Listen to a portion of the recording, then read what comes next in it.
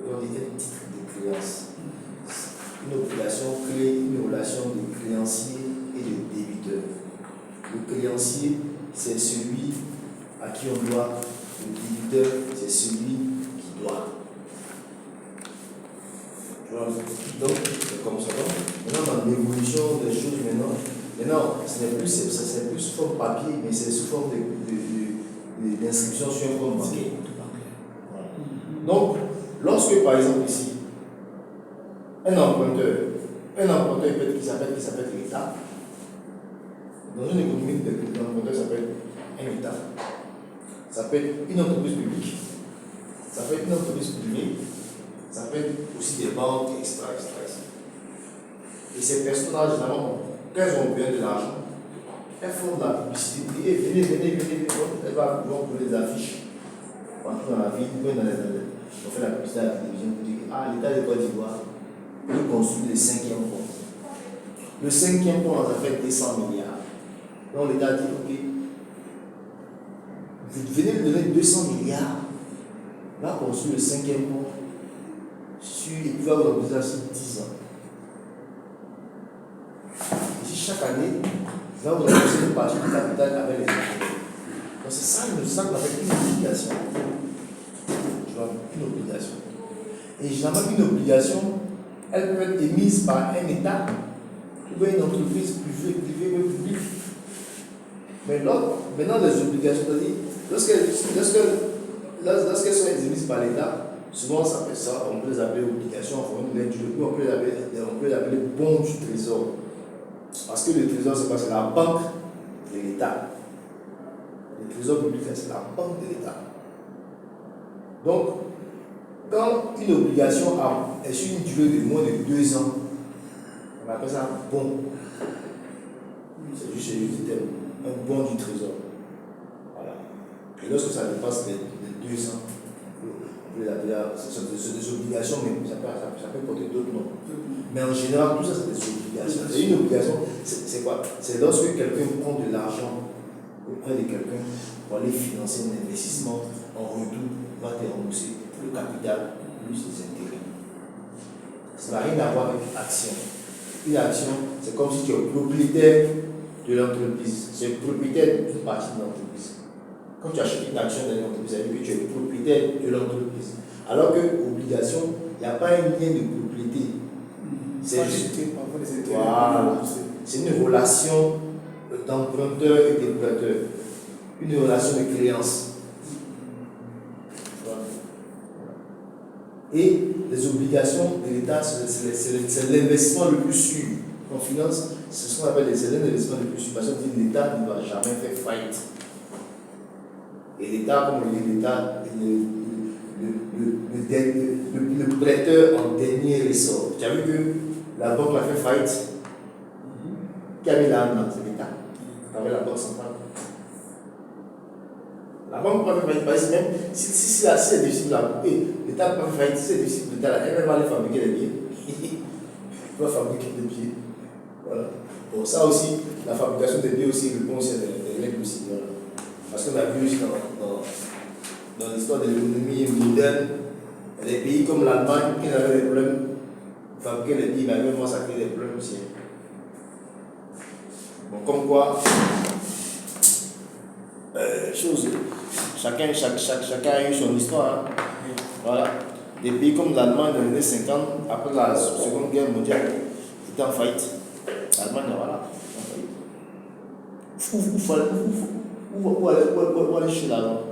Donc, qu'est-ce qu'ils faisaient? Ils voyaient la banque centrale, et puis la banque centrale produit les billets. À l'époque, ce qu'on appelle la planche à billets. Mais on ne produit pas l'argent, on produit l'argent parce que l'argent, lorsque elle est dans l'économie à une certaine quantité, ça crée l'inflation. Trop d'argent tue l'argent. Donc, il faut un certain équilibre. Donc, la banque centrale, en fonction des besoins de l'économie, elle met la liquidité sur le marché. C'est-à-dire pour relancer l'économie. Mais après, quand il y a trop d'argent, elle enlève. Quand il y a trop d'argent, ça crée l'inflation. Donc elle enlève, elle va augmenter ses taux d'intérêt. Mais quand il y a trop d'argent, Quand on parle d'inflation, c'est quand les produits, les denrées augmentent. Oui. Mais quand il y a tout l'argent, c'est au bénéfice pour la population. Oui, c'est au bénéfice, mais est-ce un équilibre? Il ne faut pas dépasser. Voilà, il ne faut pas dépasser. Comme, bon, c'est simplement de l'économie, comme même ce qu'on appelle la coupe de l'offre et de la demande. C'est un équilibre qu'il faut atteindre. Quand on dépasse cet équilibre, ça va créer, ça crée des déséquilibres. Quand on est en dessous de l'équilibre aussi, c'est pas bon. Deux fois, il faut chercher à toujours atteindre le point d'équilibre. Toujours. Parce que nous, les consommateurs, on n'arrive pas à comprendre qu'on a beaucoup d'argent pour avoir de problème. Nous, on va avoir beaucoup d'argent. Mais les économistes vont dire que les banquiers se demandent non, vous ne devez pas avoir beaucoup d'argent. Si vous avez beaucoup d'argent, ça va créer des problèmes. Mais si on a beaucoup d'argent, on va consommer. Et si on consomme, les prix vont augmenter. Et les prix, généralement, respectent le principe de l'offre et de la demande. Mais arrivé un moment ici, ça ne respecte plus une logique économique, ça respecte une logique de spéculation. Si on avait le temps, peut-être que l'autre cas qu'on allait voir le cas de la crise des subprimes aux États-Unis où les banques américaines ont prêté de l'argent aux gens pour qu'ils achètent leur maison et ça a créé une grosse crise financière. Ça a pris tout le monde entier en 2007-2010. Voilà. Donc c'est un peu ça.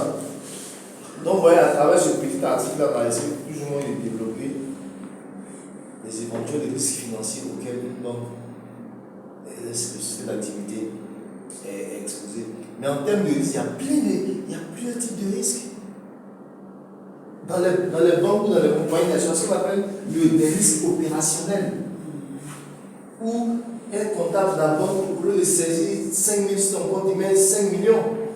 Ah, c'est un risque opérationnel. En plus des risques financiers même, parce qu'en fait les risques sont catégorisés, sont en deux parties. Et les risques internes même à l'entité, et les risques externes, comme on le dit, les risques endogènes et les risques exogènes. Mais là, on a dans ce ici, on a plusieurs types de risques qui sont soit à la fois exogènes ou endogènes. Voilà. Donc, les risques, il y en a une multitude. Les risques, voilà, il y en a une multitude. Le risque juridique, un risque pays, le risque pays. Tu peux être dans une banque ou dans ce pays-là ici, pour exercer le métier des banques, c'est compliqué. Ou bien tu es dans une banque, tu es dans une banque ou une compagnie d'assurance, dans un pays où il y a une crise politique.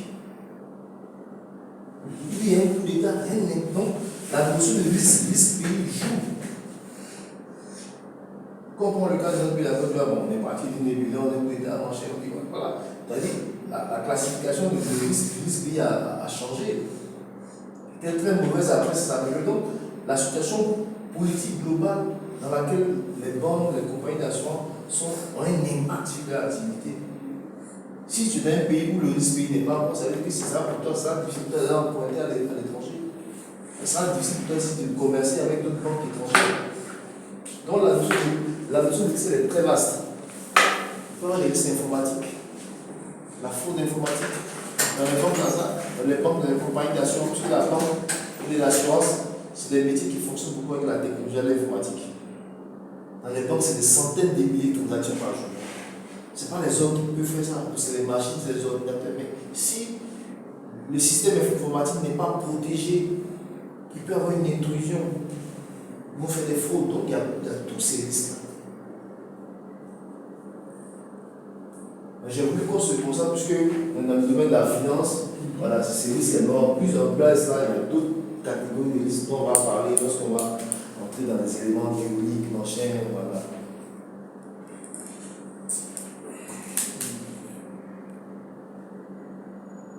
Tout à l'heure, il parlait d'une action. Quoi ça? Il avait parlé d'une action. Il y a une différence entre une action et une obligation. Voilà. C'est pas bien. Non, pour moi, c'est la même chose. Non. D'abord, on dit action, obligation. Une action, c'est quoi? Une action te donne ici un titre de propriété. Un titre de propriété. de façon simple. Moi, dans la définition, pour faire la distinction nette dans ta tête, action égale titre de propriété. Action égale titre de propriété.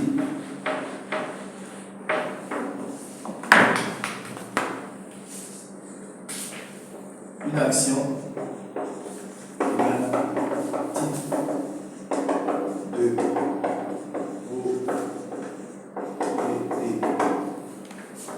Obligation égale titre de créance.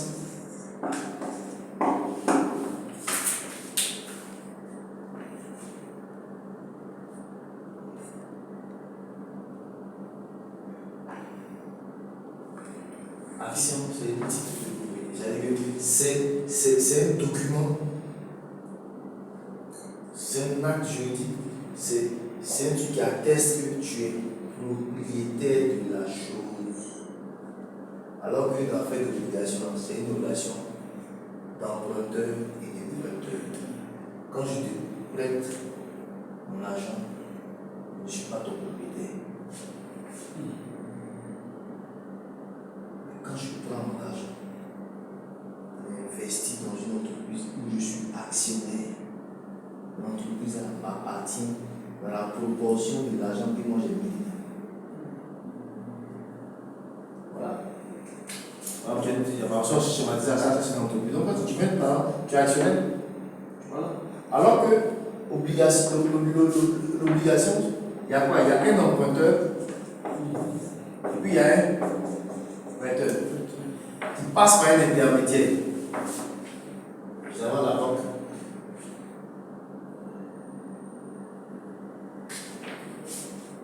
Lui, il prête l'argent à celui-là. Et puis lui, il rembourse. Donc, on passe par un intermédiaire. Quelle banque? Mais en assurance, on parle de fois acheter des actions. Le 2. En assurance, il y a le mot achète, il faut acheter des actions. Oui. Oui, c'est ça, c'est ce que je dis. En assurance, c'est ce que l'assurance, l'argent, comment l'assurance capte son argent? C'est les polices d'assurance là que les gens payent. Ou bien l'assurance aussi a des produits d'épargne.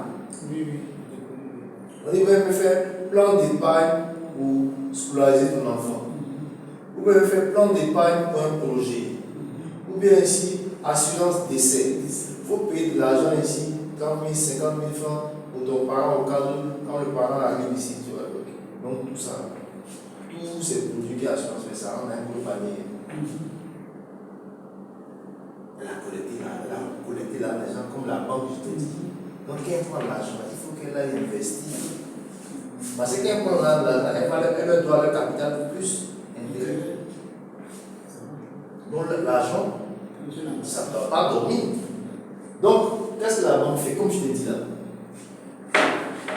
Ou bien, c'est pas seulement la banque.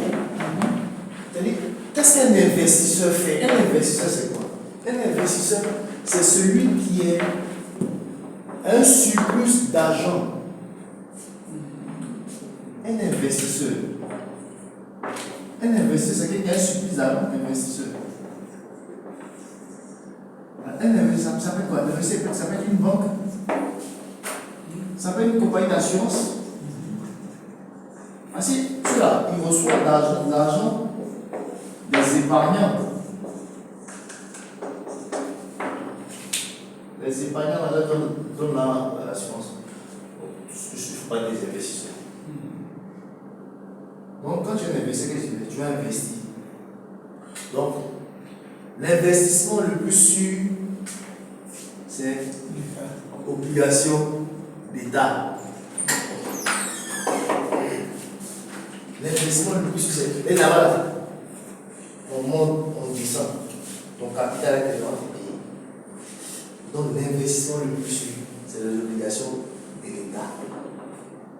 Tu peux acheter l'obligation de l'État de Côte d'Ivoire, l'État du Sénégal, l'État du Mali, l'État du Niger, l'État du Togo, et voilà. Tu vois un peu. Mais, tu vois un peu. Voilà. Écrit. Ok. Bon, tu n'as pas oublié, il connaît. Toi, tu dois me ça. Toujours besoin de. Ouais. Besoin de table, besoin d'entreprise. On peut mettre ça ici dans les actions. On peut mettre ça ici dans.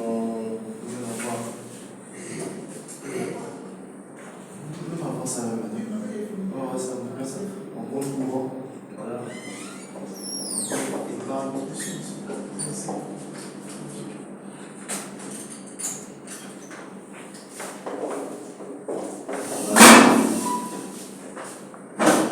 tu vois, un investisseur qui a son argent. D'abord, avant même d'aller donner ça à d'autres personnes, on a l'argent dans ça là-bas. Oui, c'est ça. On va réfléchir d'abord. Donc, quand on investisseur qui a son argent, il va mettre ça en compte courant. Les entreprises, elles ont beaucoup d'argent, elles ont de l'argent. L'argent qui va à ça, donc sur leur compte courant. C'est comme un fonctionnaire à son compte courant, c'est d'abord le paye. Mais ça va aller sur son compte courant.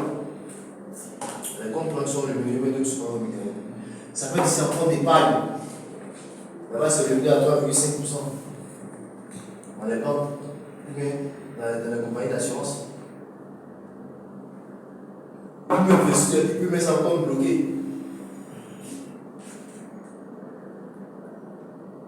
Mais c'est un autre produit que la banque propose. Mais le même investisseur a dit, ok, là-bas c'est bon, mais bon, peut-être c'est tout gagné, 3,5%, 4%. Mais je vais peut-être aller investir dans l'État, peut-être il y aura 4%, ou il y aura 5%. Ou bien, non, ok, bon, je vais gagner plus, je vais mettre ça dans une entreprise privée. Par exemple, Orange peut mettre une obligation, même le port, dans ta bien, ils ont mis de l'argent pour développer, ils mettent une obligation. Donc, de la même manière, tu peux investir dans une obligation d'État, tu peux investir dans une obligation dans une entreprise privée. De la même manière ici, je vais finir avec ça, tu peux investir dans une action. Une action, comme je te dis, c'est quoi? C'est un type de propriété. Tu es propriétaire d'une partie de l'entreprise.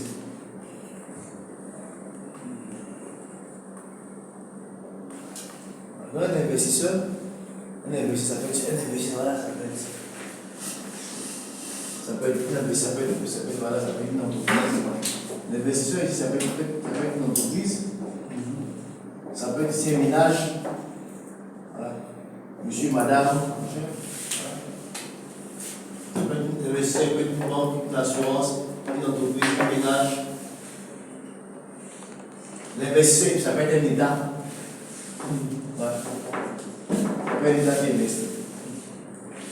Voilà. Donc les banques, les compagnies d'assurance, elles reçoivent l'argent pour ça. Elles reçoivent l'argent de leurs épargnants. Les entreprises, elles reçoivent l'argent de qui? Des clients. Les ménages, ils ont l'argent de qui? Des employeurs. Voilà. Donc, tout le monde est investisseur. Et tout investisseur, à l'origine, a une source de revenus. Les banques, les compagnies d'assurance, c'est les épargnants que nous sommes. Et ces épargnants, c'est tout le monde, ça peut être l'État, l'entreprise. L'État, c'est le revenu, c'est quoi? C'est les impôts. Nos impôts. Donc les ressources ici, là. C'est les impôts. L'État, c'est les impôts. Épargne. L'entreprise, c'est le client final, c'est les salaires de l'employeur. Donc, tout cela sont des investisseurs. Ils investissent dans une multitude de produits financiers, de support pour avoir des revenus autour sur investissement. Compte, ça peut être un compte courant, compte d'épargne. Je vois le compte d'épargne, généralement, c'est 3,5%. Il y a des 3%. Ah, ça dépend. Non, c'est vraiment 3,5%. Ça dépend de votre quel type d'épargne, il y a des obligations d'État. Voilà. Ici, tu peux investir dans un État de Côte d'Ivoire, Mali, Sénégal, Togo, Bénin, Niger, dans le pays du monde. Tu peux investir dans une obligation d'une entreprise privée. Ou bien dans une entreprise publique. Dans les pays veut développer les BND aussi, elles ont besoin de l'argent. C'est ça qu'on appelle les obligations. Voilà. Une obligation, on dit une obligation, c'est un titre de créance. Une obligation, c'est le fait de donner de l'argent à quelqu'un. Regardez, c'est un investissement. En retour, il va te rembourser ton capital plus ses intérêts. Mais l'argent, tu vas aller mettre là-bas. Si tu vas aller soutenir, toi, ce n'est pas ton affaire. C'est ton affaire. Toi, tu attends de demander ton intérêt.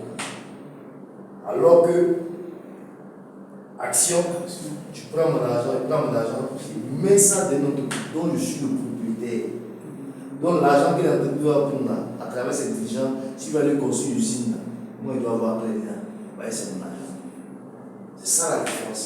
Et l'action, c'est quoi? Comme j'ai une action, à la fin de l'année, on ne me rembourse pas mon capital. On me paye ce qu'on appelle les dividendes. Mais ça, c'est pas intérêt. Voilà, c'est pas intérêt. Pour l'action, c'est dividende. Tu vois? C'est voilà.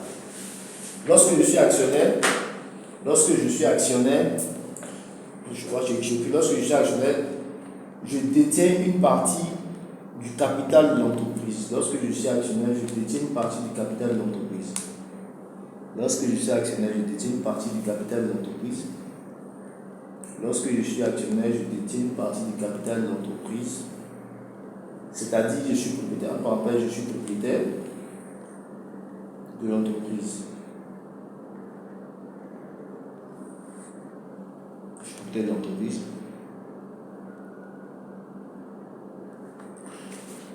l'entreprise. Chaque fin d'année, lorsque l'entreprise réalise un bénéfice,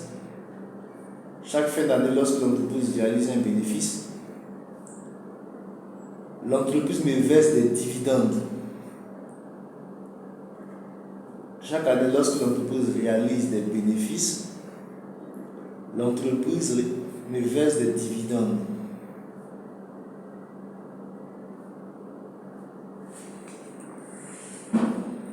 L'entreprise me verse des dividendes.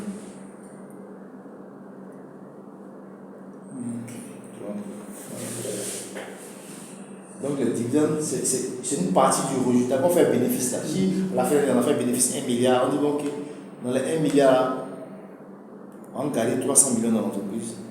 Et puis les 700 millions qui restent là, on va diviser ça par le nombre des actionnaires. C'est ça le dividende.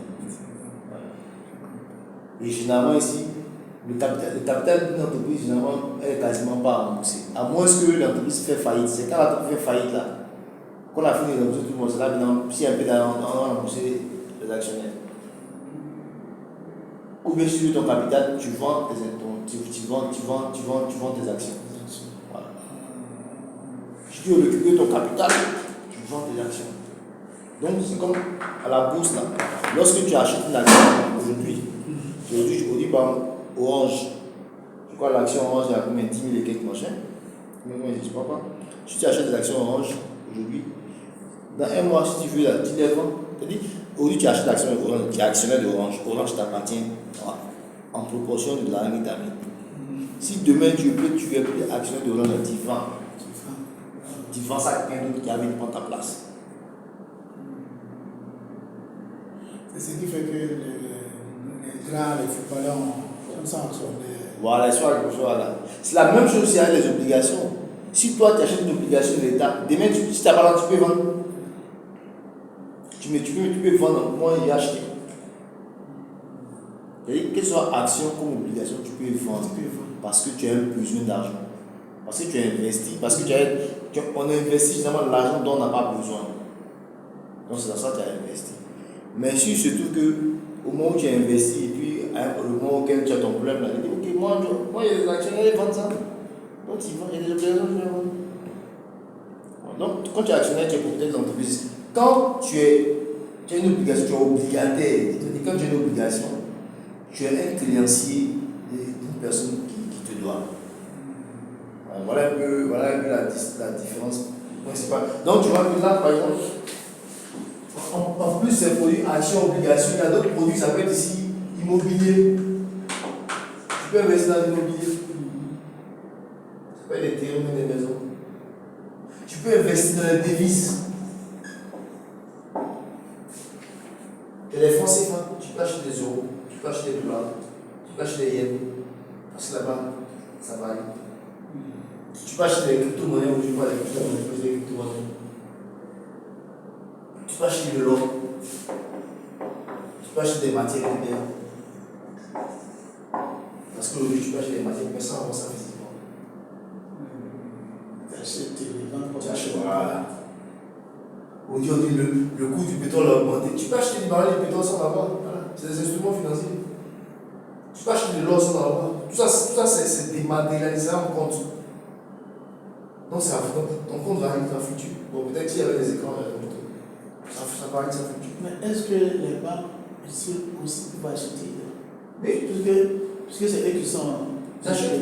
Oui, ils peuvent acheter. Parce que la banque, qu'est-ce qu'elle fait? Elle achète. La banque, elle investit pour le compte de son client. Ce qu'on appelle la gestion pour compte de tiers.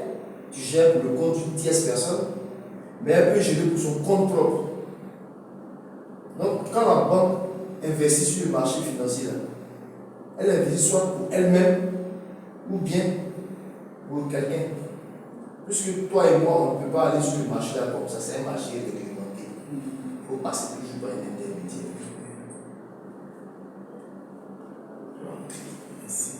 Comme tu vas au marché du bétail à Port, oui, mais tu vas pas aller dire non. Moi je vais acheter, si tu veux acheter peut-être 100 moutons, c'est pas le petit gars là que tu vas voir, tu vas passer peut-être par un patron, mais on dit non, toi là, tu ne peux pas acheter 100 moutons, c'est pour telle ou telle personne. Voilà. Donc, les banques, elles sont des intermédiaires, et les banques ici, elles sont de plusieurs natures. Mais comme je dis, la base de la banque là, c'est prendre l'argent des gens et lui prêter. Ça, c'est la définition de base. Après, il y a tous les métiers avec le développement de la finance, machin, genre de voilà. Donc, voilà. Et puis là, maintenant, bientôt, ce qui est bien maintenant, aujourd'hui, avec le développement de la technologie, aujourd'hui, il y a des applications qui sont créées pour que, avec votre téléphone, vous pouvez acheter des obligations, acheter des actions à 5 000, à 10 000, à 10 000. Okay. Donc, voilà un peu ça. Je pense que voilà, c'est les trois premières heures, il nous reste encore 2 séances. Je pense que voilà, là, bon, on espère qu'on aura la diapo, on aura Internet, on a les supports et puis on va. Moi je crois que ce soit pratique, basique, théorique. Après, la théorie, après, on donne le support, après tu peux t'asseoir pour mais voilà, c'est mieux de. S'il y avait des supports là, voilà, on allait faire analyser 2 ou 3 articles. Ça allait nous permettre d'avoir encore une large aperçu. Bon, je pense que ça c'est pour vous, hein. Vous pouvez manger.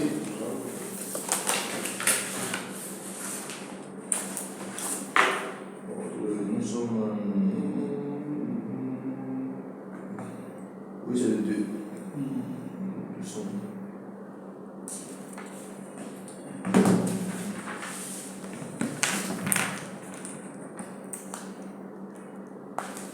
Bon, monsieur, je vais à la bouteille m'appeler là. Ok, il n'y a pas de souci. Merci bien. Merci.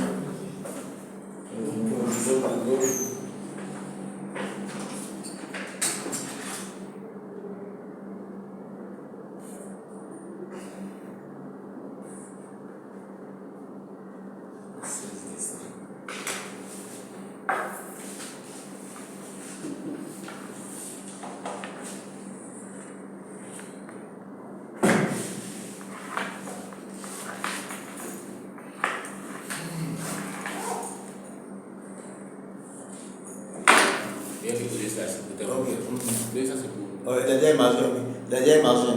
Oui, oui, ok, donc tu peux déposer.